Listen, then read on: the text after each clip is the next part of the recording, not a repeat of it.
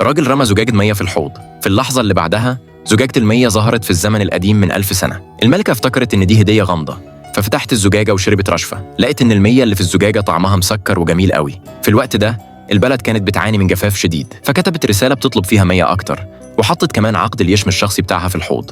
من الناحية التانية الراجل كان فضولي يعرف سعر عقد اليشم، صور العقد ونشر صورته على الإنترنت. خبير آثار شاف الصورة وعرف إنه قطعة أثرية غالية جدا، فاتصل بالراجل وقالوا إنه عايز يشتري العقد. الراجل افتكره نصاب، بس في اللحظة اللي بعدها 6 مليون دولار أمريكي ظهروا في حسابه البنكي. الراجل اتصدم، على طول قال إنه موافق يبيع عقد اليشم. بعد كده الراجل شاف الرسالة اللي كانت جنبه، ساعتها فهم إن الملكة ممكن تكون سبب في إنه يحقق ثروة أكبر، فكتب لها رسالة وقال فيها إنه مستعد يساعدها تحل مشكلة المية. الملكة فرحت جدا لما قرت الرسالة، وطلبت من الناس يجهزوا ذهب كتير علشان تشكره. من ناحية الراجل عدد مهول من العملات الذهب طلع من الحوض، حتى السما نفسها كانت كأنها بتمطر ذهب.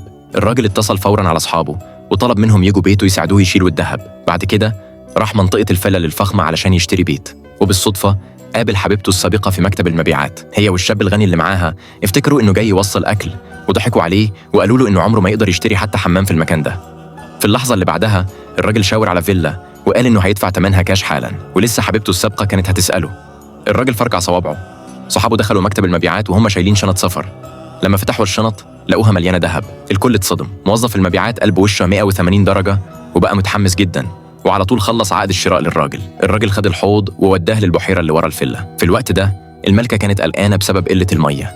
الجنود افتكروا إن الملكة اتخدعت، بس في اللحظة اللي بعدها المية اللي في البحيرة عدت من خلال الحوض ووصلت للزمن القديم.